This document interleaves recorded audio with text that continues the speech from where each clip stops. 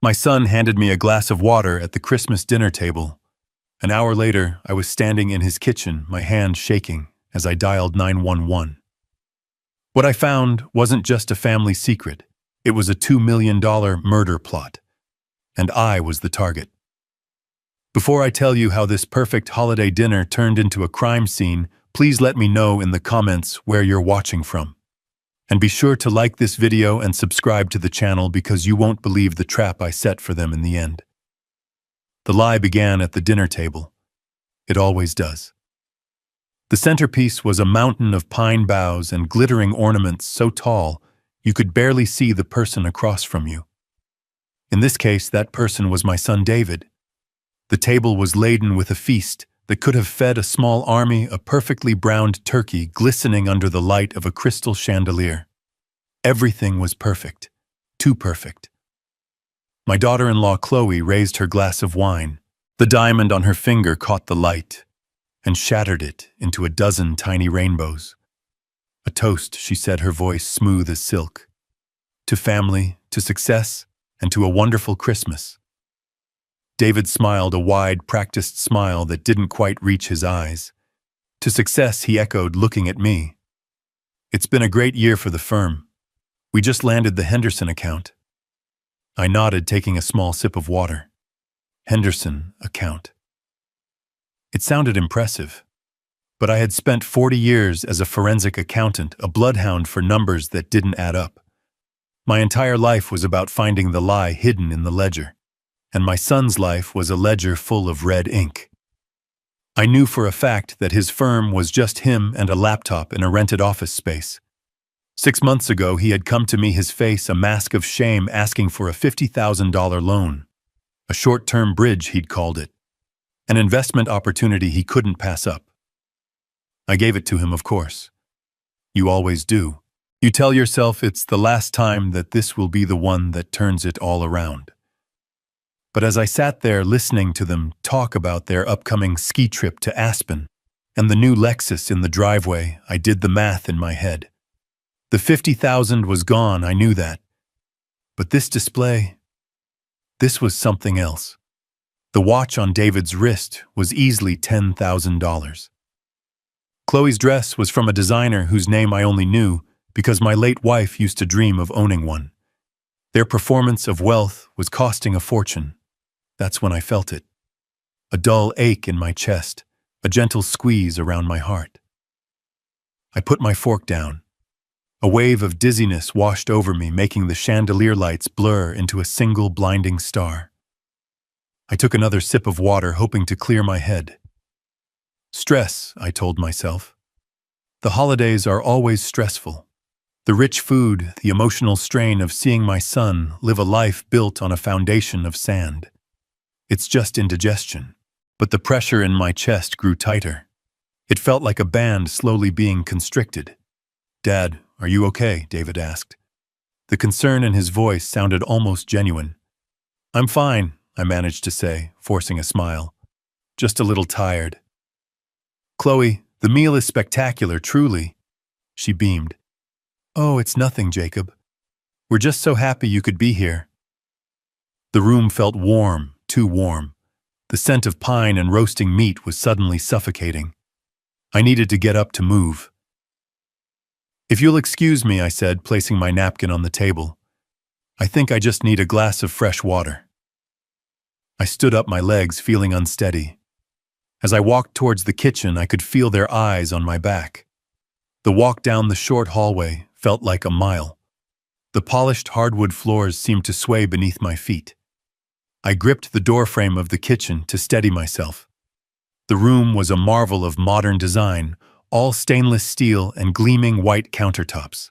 It looked like it had been lifted from a magazine.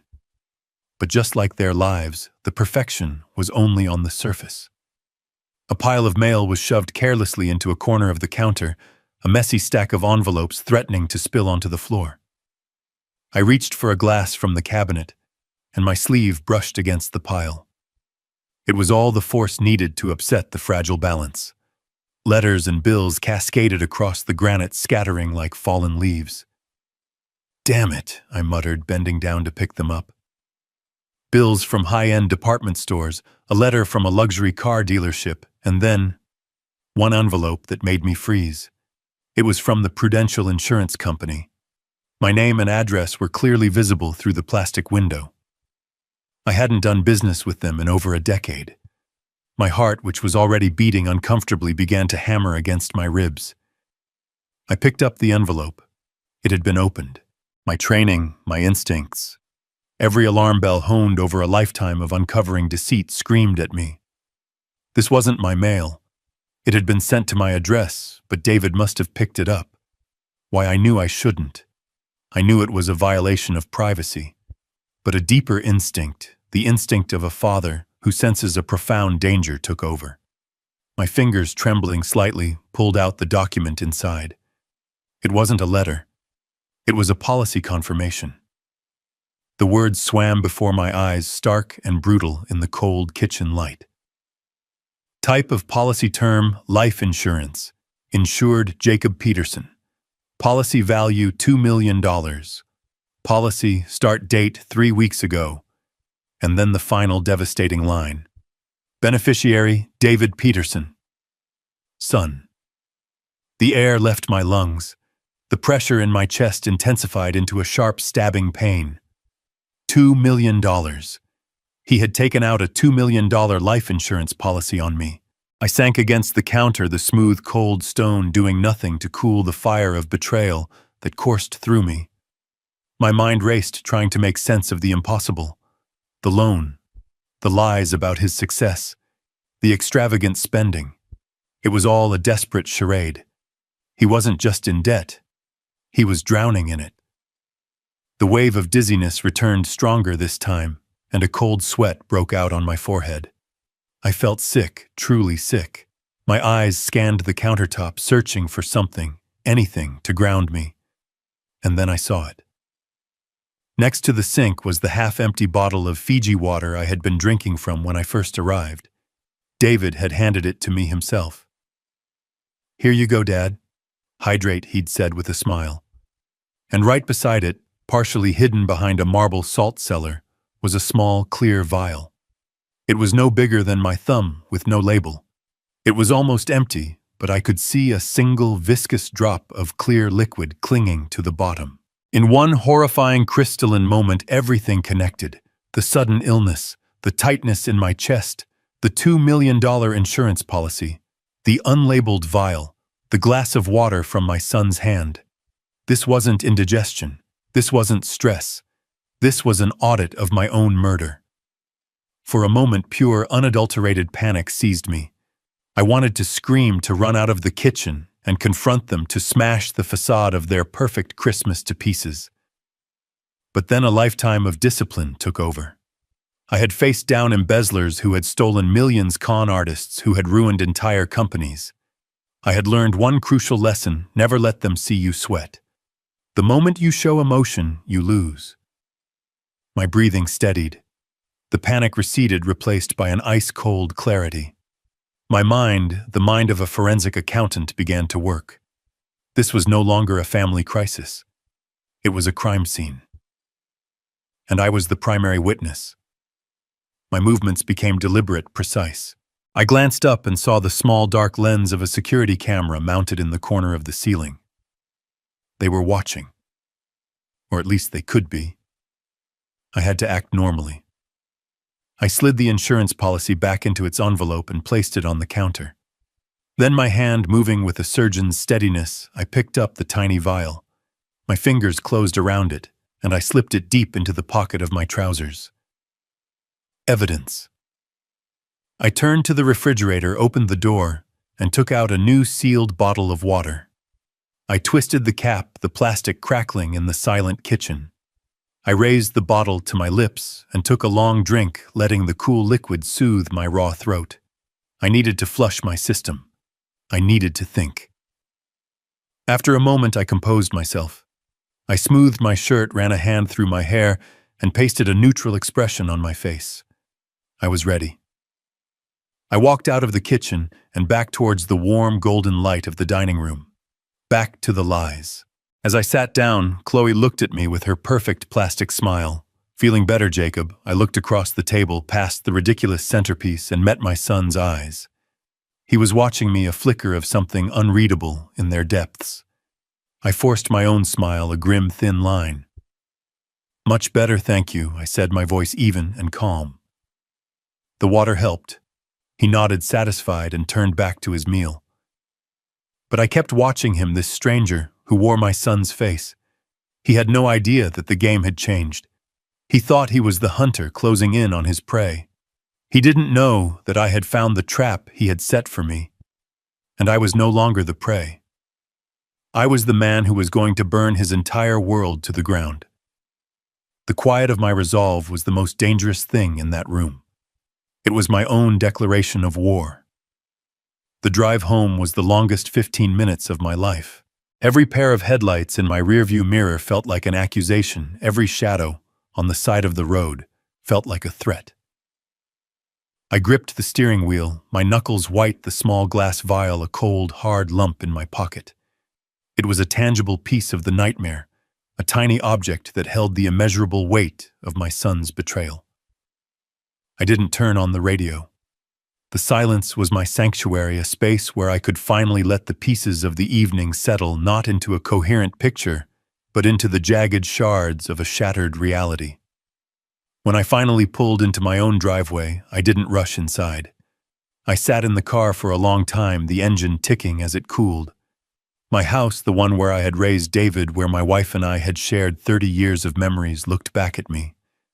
It was a fortress of a life I thought I had built, but the enemy had not been outside the gates. He had been inside at my own table, sharing my bread. Once inside, I locked the door and drew the deadbolt. The simple metallic slide of the lock felt like the first sane action I had taken in hours. I walked through the dark, quiet rooms, my hand trailing along the walls. I didn't turn on the lights. I didn't want to see the photographs on the mantel, the ghosts of a happy family that had never really existed. In the kitchen, I placed the vial on the counter under a bright task light, examining it like a piece of alien technology. My first instinct, the raw human instinct, was to pick up the phone and dial 911, to scream into the receiver that my son, my only child, had tried to murder me for money. But then the accountant in me, the man who had built a career on cold, hard facts, took over. An accusation without irrefutable proof was just noise. It was my word against his. The word of an old man, perhaps a confused old man, against his successful, charming son. I needed more than a story. I needed a case. There was only one person I trusted to help me build it. I pulled out my phone, my fingers scrolling past David's name without a flicker of emotion, and found the number for Michael Vance, my lawyer for 30 years, and my friend for 40. He answered on the second ring, his voice thick with sleep. "Jacob, it's almost midnight. Is everything all right?" "No, Michael. Nothing is all right," I said, my own voice sounding distant, detached. I explained everything, starting with the dinner and ending with the vial sitting on my counter. I spoke in a monotone, laying out the facts, as if I were presenting a financial audit. The $2 million policy, the sudden chest pains, the bottle of water, the vial. I left out the emotion, the soul-crushing agony of it all. I just gave him the data. There was a long silence on the other end of the line. I could hear the faint sound of his wife asking if everything was okay. Finally, Michael spoke, his voice now wide awake and sharp. "Jacob, listen to me very carefully. Do not touch that vial again. Do not wash your hands. Put it in a sealed plastic bag. First thing in the morning, 8 a.m. sharp. I want you at the emergency room at St. Joseph's. Tell them you have chest pains and dizziness, and you're worried you might have ingested something. You have a heart condition, so they will take you seriously. You need a full blood panel done. Insist on a toxicology screen. I'll make a call to a friend in the administration to make sure it's handled properly. Don't call the police. Not yet. Let's get our own evidence first. Let's build a fortress they can't breach." His words were a lifeline, a plan, a series of logical steps in a world that had ceased to make sense. "Okay, Michael.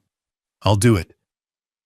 And Jacob, he said, his voice softening, I am so sorry. I hung up the phone and did as he said, placing the vial in a Ziploc bag with a pair of tweezers. I didn't sleep that night. I sat in my armchair watching the hours tick by on the grandfather clock in the hall, each chime marking another moment I had survived. The next morning, I walked into the emergency room of St. Joseph's Hospital. The bright fluorescent lights and the smell of antiseptic were a harsh contrast to the festive decorations of the night before. I followed Michael's script perfectly. I described my symptoms, mentioned my existing heart condition, and expressed a vague concern that I might have accidentally taken the wrong medication. They moved me into a bay and hooked me up to monitors. A young doctor came in, his face etched with concern. He listened patiently, then ordered the tests. Blood was drawn, questions were asked. I felt like an observer in my own life, a character in a play whose lines had been written for him. I answered everything truthfully, but I kept the core of the story, the betrayal, locked away. Hours later, the doctor returned a chart in his hand and a perplexed look on his face. Mr. Peterson, this is unusual, he began. Your EKG is a bit irregular, but what's more concerning is your blood work. We found traces of a drug called amiodarone in your system. It's a powerful antiarrhythmic drug. Is that something you've been prescribed? No, doctor, I said, my voice steady. The only thing I take is a low-dose beta blocker. He frowned, looking at the report. This is a clinical dosage, a significant amount. For a patient with your specific heart condition who isn't being monitored for it, a dose like this could be extremely dangerous. It could easily induce a cardiac event that would look, for all intents and purposes, like a natural heart attack. There it was. The mechanism. The how. A heart attack that would look natural. It was the perfect crime tailored to my specific medical history. My son had done his research. The thought sent a chill down my spine that had nothing to do with the hospital air conditioning. I had the toxicology report printed out, a crisp official document that translated betrayal into scientific terms. I left the hospital with the report folded in my coat pocket next to the small plastic bag containing the vial. I now had the motive in the form of a $2 million insurance policy. I had the means, the vial of amiodarone. And I had the proof, a hospital report confirming the presence of that exact drug in my bloodstream. The fortress Michael had spoken of was built. The foundations were solid. When I got home, I laid all three pieces of evidence on my kitchen table: the insurance policy, the bagged vial, and the toxicology report. It was a holy trinity of malice. My son's greed, his cruelty, his utter disregard for my life, all laid bare in black and white. There was no more room for doubt, no more space for a father's desperate hope that he was somehow mistaken. There was only the cold, hard truth. I picked up the phone. But I didn't dial 911 in a panic. My rage had cooled into something far more dangerous: precision. When the operator answered, my voice was calm, measured, and clear. I'd like to report a crime, I said. I'm reporting a case of life insurance fraud. There was a pause on the other end. Sir, can you explain what you mean? Yes, I said, looking at the evidence on my table. My son recently took out a $2 million life insurance policy on me without my consent. And I have reason to believe, along with medical evidence to support it, that he has made a direct attempt on my life to accelerate the claim. I gave her my name, my address, and my son's name. I spoke with the authority of a man who had all the receipts. I wasn't a grieving father. I wasn't a hysterical victim. I was a forensic accountant presenting a case file that was already closed. 2 days after my call, my doorbell rang. Standing on my porch was a man who looked like he had been carved from oak and left out in the rain. He was in his late 50s, with a tired face, a rumpled suit, and eyes that had seen too many of the world's sad stories. He held up a badge. "Detective Miller," he said, his voice a low gravel. "I'm here about the report you filed." I led him into the living room. He moved with a heavy weariness, his gaze sweeping over the room, taking in the family photos, the worn armchair, the quiet order of my life. I could read the thought in his mind as clearly as if he'd spoken it aloud. Another domestic dispute. An old man, a family fight over money, a misunderstanding blown out of proportion. He had already filed my story away in a mental cabinet labeled routine. My job was to prove him wrong. Instead of offering him coffee, I gestured to the dining room table. "I thought it would be best if I laid everything out for you," I said. He followed me, a flicker of surprise in his eyes. On the polished wood surface, I had arranged the 3 exhibits of my case. The insurance policy was on the left, its pages filled with cold, contractual language. The toxicology report from the hospital was in the center, a stark medical confirmation of the poison in my veins. And on the right, the small glass vial still sealed in its evidence bag. Miller stopped at the table. He looked at the display, then at me. The weariness in his expression was replaced by a sharp, focused attention. He had expected a rambling, emotional story. I had given him a case file. "Mr. Peterson," he said, his tone shifting from routine to respectful. "Walk me through this." I did. For the next hour, I recounted the events of Christmas dinner. I didn't raise my voice. I didn't cry. I presented the facts with the same dispassionate clarity I would have used to explain a fraudulent expense report to a corporate board. I pointed to the policy. "Motive," I said. I pointed to the vial. "Means." I pointed to the hospital report. "Method." I explained my background as a forensic accountant. I told him that my entire career was based on recognizing patterns of deception, and the patterns here were unmistakable. David's performative wealth, the carefully constructed lies, the desperation I had sensed for months. This wasn't a sudden act. It was the logical endpoint of a long road of financial recklessness. Miller listened without interruption. He picked up the bagged vial, examining it in the light. He read every word of the toxicology report, his lips a thin, tight line. When I was finished, he sat back in the chair and looked at me for a long time. "In my line of work," he said finally, 90% of cases are about emotion.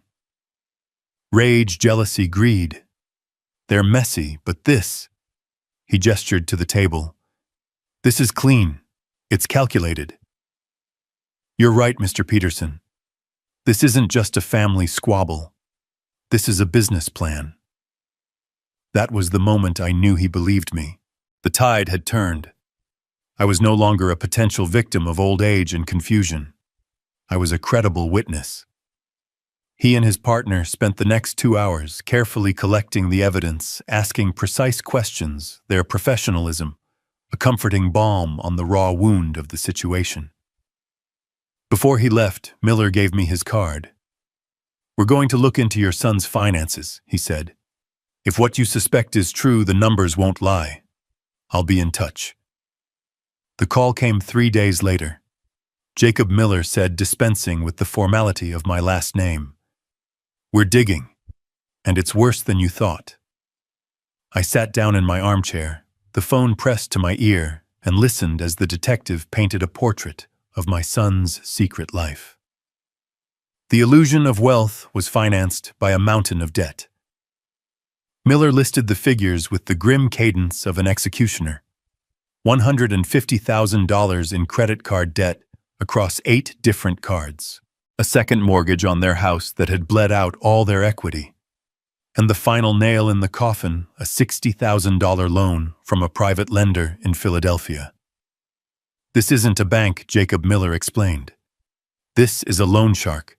The interest rate is criminal, and the payment was due last week. Your son was out of options. He was cornered. The ski trip to Aspen, the Lexus. Chloe's designer dress. It was all a frantic, desperate attempt to keep up appearances while the walls were closing in. The $2 million insurance policy wasn't just an opportunity for them. It was a lifeline, the only one they had left. The motive was no longer just a theory. It was a mathematical certainty. "We brought them in for questioning this morning," Miller continued. "And what did they say?" I asked, though I already knew. Miller let out a short, humorless laugh. It was a performance worthy of an Oscar. Your daughter-in-law Chloe turned on the waterworks the second we sat her down. She said it was all a terrible misunderstanding. That they bought the policy to protect you as a safety net for your old age. She said you've been forgetful lately, confused. She suggested you might need a medical evaluation. My blood ran cold. They were trying to paint me as senile. It was a classic cruel tactic. And David, I asked. He played the part of the outraged, devoted son. He was indignant. He threatened to sue the department for harassment. He said he loved you more than anything, and that he couldn't believe his own father would make such a monstrous accusation. He claimed he found that vial in the park and picked it up because he was worried a child might find it. He was good, Jacob. He was very convincing. For a moment, a sliver of doubt crept in. Could I be wrong? Was this all the paranoid fantasy of an old man? But then I remembered the cold certainty I felt in that kitchen. I remembered the years of lies that had led to this point. No, this was not a fantasy. This was their final, most audacious deception. They are lying, detective, I said, my voice low and firm. I know, Miller said. Their stories are good, but they don't match up on the details. They're counting on us seeing a grieving family, but I see two co-conspirators. The problem is, without a confession, it's still a tough case. A good defense attorney could create reasonable doubt about the vial. They could argue you took the medication yourself by accident. This was the moment. This was the reason Miller had called. He had the structure of the case, but he needed more. He needed the context that only I could provide. He needed the ammunition to blow their stories apart. Detective, I began, my mind sifting through a lifetime of memories of receipts kept and promises broken. Let me tell you a few things about my son's history with money. Ask him if you would about the $50,000 loan I gave him 6 months ago for a can't-miss tech investment. I have the bank transfer records. I was never told the name of the company, and I have never seen a dollar of it back. I could hear Miller typing on his keyboard. And while you're at it, I continued, ask Chloe about her luxury handbag business, the one she started 2 years ago. It might be interesting to look up the public bankruptcy records for that company. She left a dozen small suppliers unpaid when she folded it. Keep going, Miller said, his voice tight with interest. 10 years ago, my late wife's pearl necklace went missing from her jewelry box. David swore he knew nothing about it. 2 weeks later, I quietly visited every pawn shop in a 50-mile radius. I found it in a shop in Trenton. I have the receipt from where I bought it back. I never confronted him. My wife was ill and I didn't want to cause her more pain. But I kept the receipt.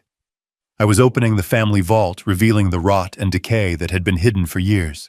Each memory was a painful admission of my own blindness, of my own unwillingness to see the truth. But now each one was also a weapon. One last thing, detective. When you asked David about his finances, did he mention the trust fund my wife left him? The one he emptied in 6 months to buy a sports car and take a trip to Monaco. He was 25 at the time. I have the statements from the bank. It established a pattern, you see. A long pattern of recklessness and deceit. I stopped, my breath catching in my throat. I had laid the entire history of my son's failures bare. It was the most difficult thing I had ever done. There was a long silence on the other end of the line. When Miller finally spoke, his voice was different. The professional collaboration was gone, replaced by something harder, something resolute.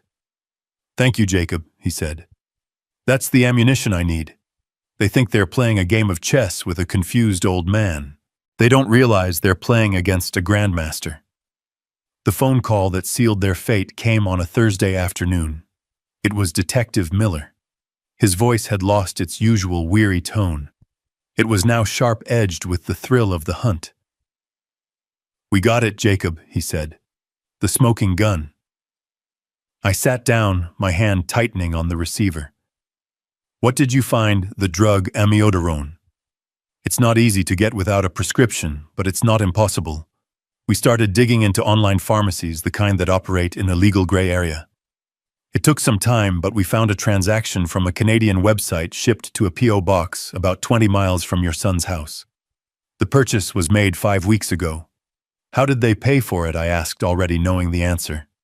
They wouldn't have been foolish enough to use their own credit card. A prepaid Visa card, Miller confirmed. Bought with cash from a 7-Eleven. They thought they were clever that they were leaving no trail. But they made a mistake. The P.O. box was rented under a false name, but the application was filled out online. And the IP address from that application? It traces back to a coffee shop just 2 blocks from David's office. We have him on security footage from the cafe laptop open at the exact time the application was filed. On top of that, the pharmacy's shipping records combined with the tracking number show the package was delivered a week before Christmas. We have enough, Jacob. We have more than enough. The net is closed. A wave of something that wasn't quite relief washed over me. It was a grim, hollow finality. The last ember of hope, the father's desperate, irrational wish that there was some other explanation, was finally extinguished. There was only the cold, hard ash of the truth. So you'll arrest them now. Warrants are being drawn up as we speak, Miller said. We can pick them up this evening. This was it, the moment of justice. But a different thought, a different plan had been taking shape in my mind for days. It wasn't enough for them to be caught by the police. That was an external force, something that happened to them. I wanted them to understand the full scope of their actions, the totality of what they had thrown away. They needed to see the checkmate not just be swept from the board by a stranger's hand. Detective, I said, my voice steady. I have a request. Can you give me 24 hours? Hold off on the arrest until tomorrow afternoon. There was a pause on the other end of the line. Jacob, this is a serious felony. We have what we need. Why wait? Because there is one last move I need to make, I said. It's not about your case. It's about mine. I need them to understand what they've done, not just to me, but to themselves. Please, detective. One day, I could hear him sigh, a sound of exasperation mixed with a reluctant respect. All right, Jacob. Against my better judgment, you have until 3 p.m. tomorrow. But then it's over. As soon as I hung up with Miller, I called my lawyer. Michael, it's time. An hour later, Michael made a call to David's attorney. His approach was a work of art, a masterpiece of misdirection. He spoke of my age, my fragile health, the terrible stress this misunderstanding was putting on my heart. He painted a picture of a lonely old father, perhaps regretting his rash accusations, horrified at the thought of his only son being involved in a police investigation. He suggested a meeting, a final attempt at reconciliation, a chance to talk things over and find a peaceful resolution away from the harsh glare of the law. As Michael predicted, they took the bait. Their lawyer called back within the hour. David and Chloe were, of course, deeply hurt by the accusations, but they were willing to meet. They loved their father, and they were desperate to clear their names and mend this painful family rift. They agreed to come to Michael's office the next day at noon. They thought they were walking into a negotiation. They believed they were coming to manage a confused old man, to emotionally manipulate him into retracting his story. They had no idea they were walking into their own execution. The next day, I sat in the conference room at Michael's law firm. It was a room designed to communicate power and permanence. The walls were paneled with dark mahogany lined with shelves of leather-bound law books that smelled of dust and authority. The table was a single massive piece of polished wood, so heavy it felt like part of the building's foundation. This room was a world away from the fragile, glittering facade of my son's life. This room was about consequences. I sat at the far end of the table with Michael to my right. I said nothing. My role in this was to be a silent, unmovable presence. David and Chloe arrived precisely at noon. They were dressed for their roles. David wore a tailored suit, his expression a careful blend of concern and resolve. Chloe wore a simple, elegant dress, her face a mask of sorrowful beauty. They looked like the victims, a devoted couple forced to endure an unspeakable family tragedy. They nodded gravely at me. "Dad," David said, his voice thick with fake emotion. "Thank you for doing this. I know we can sort this out." They sat down opposite us. Their lawyer, a slick man in a suit that was too expensive, began with a speech about the importance of family and the potential for misunderstandings in times of stress. I let the words wash over me. I looked at my son and the woman he had married, and I felt nothing. No anger, no sadness, just the quiet final closing of a door. When their lawyer had finished, Michael leaned forward, placing a single thick folder with a blue cover on the table. It landed with a soft, definitive thud. "Thank you for coming." Michael began, his voice calm and even. "As you know, Jacob has been through a great deal. This situation has forced him to do a lot of thinking, not just about the present, but about the future." David and Chloe exchanged a quick, confident glance. This was it. The old man was cracking. But Michael didn't mention the police. He didn't mention the hospital or the vial or the insurance policy. His voice remained placid, almost gentle. "It all started about 6 months ago, actually. David, you may remember you came to your father to ask for a significant loan. $50,000, I believe." David shifted in his chair, a flicker of annoyance crossing his face. "I don't see what that has to do with anything. That was a private family matter." "Of course," Michael said smoothly, but for Jacob it was a moment of clarity. It made him realize that he needed to think seriously about his estate, about how best to protect his legacy for the future. He became concerned about financial volatility, about ensuring his life's work would be managed responsibly. Michael opened the blue folder. It wasn't a police report. It was a trust agreement. And so 6 months ago, Michael continued, "Jacob came to me and we completely restructured his will and his assets. Everything he owns, the house, the savings, the investment portfolio, a total estate valued at approximately $8 million was placed into a new, irrevocable trust." The air in the room grew still. The confident smirks on David and Chloe's faces began to fade, replaced by a dawning confusion. This was not the conversation they had expected. "The Jacob Peterson Legacy Trust was established to provide for you, David, upon your father's passing," Michael said, his eyes fixed on my son. "You are named as the sole beneficiary." A wave of relief washed over David's face. He thought he had dodged a bullet. He thought this was just my old-fashioned way of controlling things. He still didn't understand. He still didn't see the jaws of the trap closing around him. Michael let the silence hang in the air for a moment, before he delivered the final, devastating blow. However, he said, tapping a single paragraph on the page with his finger, "Given his concerns, your father insisted on adding a very specific and very binding special clause." Michael let his words hang in the silent room, the phrase "special clause" echoing in the space between us. I watched my son's face. The confusion was still there, but now it was curdling into suspicion. Chloe glanced at their lawyer, a silent question in her eyes, but the man looked as bewildered as they did. They were all playing a game they didn't know the rules to. They were about to learn. Michael cleared his throat, not for effect, but with the quiet deliberation of a man about to read a death sentence. He adjusted his glasses and looked down at the document. "The clause is under Article 4, Section B." He said, his voice a dispassionate legal drone. It reads as follows. "Should the primary beneficiary, David Peterson, be convicted of any state or federal felony offense, this trust shall be immediately dissolved." He paused, letting the first part of the trap snap shut. David's lawyer blinked. "A felony clause, that's highly unusual but not unheard of." David let out a tense, nervous laugh. "A felony? What are you talking about? I'm not a criminal." He looked at me, a desperate plea for reason in his eyes. Dad, this is insane. What is this all about? I remained silent. My gaze was steady.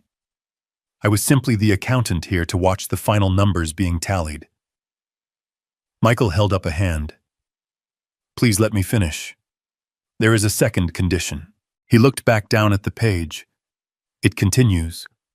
Furthermore, should the death of the grantor Jacob Peterson be deemed by a court of law or a coroner's inquest to be of a non-natural cause directly or indirectly resulting from the actions or conspiracy of the beneficiary, then the beneficiary is immediately and irrevocably disinherited. He looked up, his eyes meeting David's. And here is the final provision. In the event that either of these conditions is met, the entire principal of the Jacob Peterson Legacy Trust, including all assets therein, shall be liquidated and the full proceeds transferred as a single unrestricted donation to the National Center for Victims of Financial Fraud. For a full 30 seconds, nobody spoke. The only sound was the faint hum of the air conditioning. David and Chloe were staring at Michael, their faces blank with incomprehension, as if he had just read a passage in a foreign language. They were still trying to fit this new information into their own narrative, the one where they were in control, where they could talk their way out of this inconvenient mess. Chloe was the first to break. Her carefully constructed mask of sorrow crumpled. I don't understand, she stammered, looking from Michael to me. What does any of this mean, Jacob? Why would you do this? It was David who finally put the pieces together. His face, which had been pale with confusion, suddenly flushed with a dark, furious red. The realization hit him not as a quiet dawn, but as a violent explosion. He slammed his hands on the table, the sound making everyone jump. This is a trick, he roared, his voice cracking with rage and panic. He's trying to intimidate us. You can't do this. It's my inheritance. It's my birthright. He pointed a shaking finger at me. He's senile. This is proof. No court in the country will uphold this. We'll fight this. Michael didn't flinch. He leaned back in his leather chair, the picture of calm authority. On the contrary, David, he said, his voice soft but unyielding. The trust is irrevocable. It was signed and witnessed 6 months ago. We have a notarized affidavit from your father's physician, dated the same day, certifying that he was of sound mind and body and under no duress. We also have a video recording of the entire signing process. It is, I assure you, ironclad. The fight drained out of David's face, replaced by the hollow gray look of utter defeat. He sank back into his chair. He finally understood. They both did. I watched them as the full devastating weight of my trap settled upon them.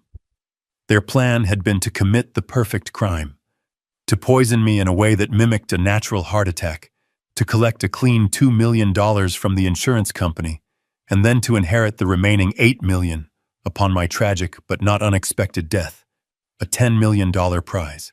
But they had made one fatal miscalculation. They had underestimated me. They saw me as an old man, a resource to be managed and eventually liquidated. They never saw me as the man who had spent 40 years thinking 3 steps ahead of smarter criminals than them. The trap wasn't the police investigation. The trap wasn't the vial of poison. The true trap was this document signed and sealed 6 months ago. They had been caught in it the moment they decided to act. Their fatal flaw was their greed. They could have simply waited, but they were impatient. The insurance fraud was their undoing. Even if by some miracle they managed to beat the attempted murder charge, insurance fraud for a sum of $2 million is a serious federal felony. The moment a jury convicted them of that, the clause would be triggered. The $8 million inheritance would vanish. They hadn't been playing for a $10 million prize. They had been gambling with $8 million they were already set to inherit, all for the chance to get an extra $2 million a little bit sooner. And they had lost everything.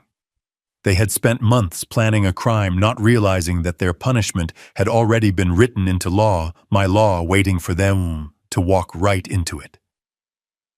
Chloe began to sob, not loud theatrical sobs, but the silent, shoulder-shaking sobs of someone whose entire world has just been reduced to dust.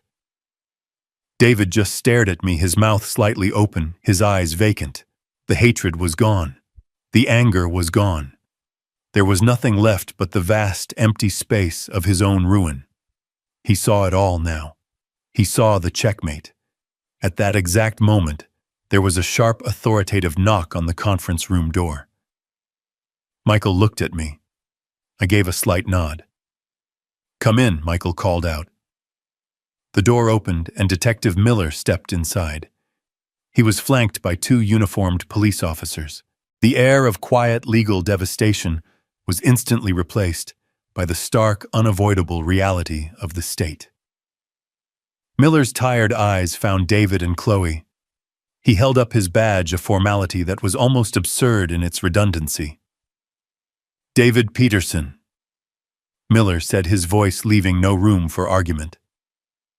"Chloe Peterson, you are under arrest for conspiracy to commit murder and for insurance fraud." The uniformed officers moved forward. I heard the sharp metallic click of handcuffs being fastened around Chloe's wrists. She didn't resist. She was utterly broken.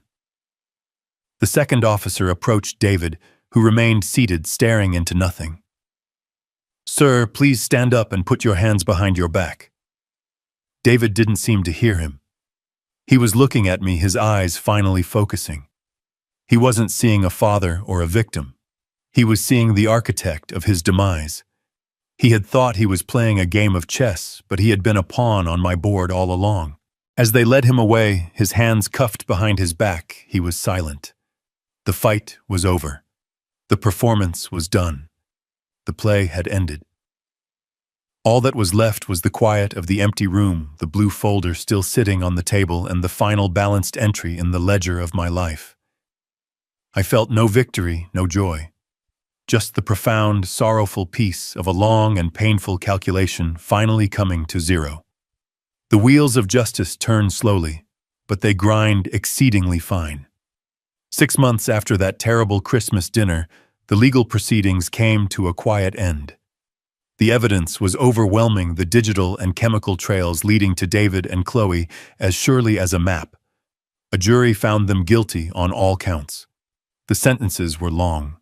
There was no dramatic courtroom confession, no tearful apology. There was only the dull, bureaucratic finality of a gavel falling on wood. A week later, Michael called me. His voice was calm, businesslike. "It's done, Jacob," he said. "The transfer is complete. The entire $8 million from the trust has been received by the National Center for Victims of Financial Fraud." The books were balanced. The final entry had been made. The case was closed. I thanked him and hung up the phone. I was sitting in my armchair, the one my wife always used to say I would become a permanent part of. The afternoon sun streamed through the window, illuminating the dust motes dancing in the still air. I should have felt something. Triumph, perhaps, or the bitter satisfaction of revenge. But I felt neither. Instead, what settled over me was a profound and unexpected sense of peace. It was the quiet that comes after a long and violent storm, when the wind dies down, and you can finally hear the sound of your own breathing again. This was never about revenge. Revenge is a fire, a hot, consuming rage that destroys everything in its path, including the person who wields it. What I had done was the opposite of fire. It was ice. It was a cold, deliberate, and necessary calculation. It was the last audit of my life. I had examined a set of accounts that were deeply criminally unbalanced, and I had simply put things back in order. Ordnung, the German word for it. Not just order, but a state of rightness of things being in their proper place. I thought of David. I did not think of the man in the courtroom with the hollow eyes and the expensive suit. I thought of the little boy who used to fall asleep on my lap, his small hand curled around my finger. I thought of the teenager I taught how to drive his knuckles white with fear and excitement on the steering wheel of my old Ford. Where did that boy go? When did the rot set in, and in the quiet of my home I had to face a difficult truth? Perhaps I had been so busy balancing the ledgers of other people's lives that I had failed to see the growing deficit in my own son's soul. Perhaps in my own quiet, reserved way, I had taught him that value was something that could be quantified, measured in dollars and cents rather than in character and integrity. The guilt was a quiet, familiar ache, but I had not put the poison in his hand. I had not signed his name on that insurance policy. I could not save my son from the man he had chosen to become. My relationship with him, the one I had cherished and mourned for years, was gone. I had to accept that. But what I did do, was prevent him from spiraling further into a darkness from which there was no return. My actions had not been to protect just myself. They were to protect him from becoming a murderer. In a strange, sad way, it was the last act of a father. I had not saved the man, but perhaps I had saved what was left of his soul. The sun began to set, painting the walls of my living room in hues of orange and gold. For the first time in a long time, the house didn't feel empty. It felt still. It felt like my own. My life was no longer defined by the ghost of my son's expectations or the weight of his betrayals. It was a clean slate, an open ledger. I walked over to my old wooden desk, the one I had used for 40 years. I opened the top drawer and took out a new checkbook, one tied to my personal accounts, the money I had set aside for my own retirement, separate from the trust. The funds were modest compared to the fortune I had just given away, but they were more than enough. They were mine. I opened the checkbook. The clean, empty lines of the first check looked like a promise. For so long, money had been a tool for my son, a weapon for my family. It had been a source of strife, greed, and ultimately a motive for murder. But it was just that, a tool. And a tool could be used to build as well as to break. My hand was steady as I picked up a pen. I didn't write a check to a large, faceless charity. I thought for a moment, and then I wrote out the name of a small local community college.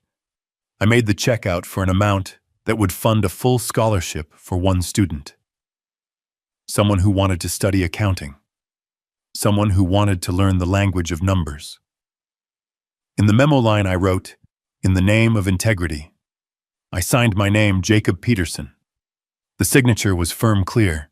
It was the signature of a man who knew his own worth, a worth that had nothing to do with the balance in his bank account. As I tore the check from the book, I realized I wasn't mourning a lost fortune or a broken family. I was investing in a future where order and honesty still mattered.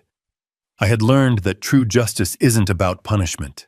It's about restoration. It's about balancing the books in a way that creates a better world, however small the entry may be.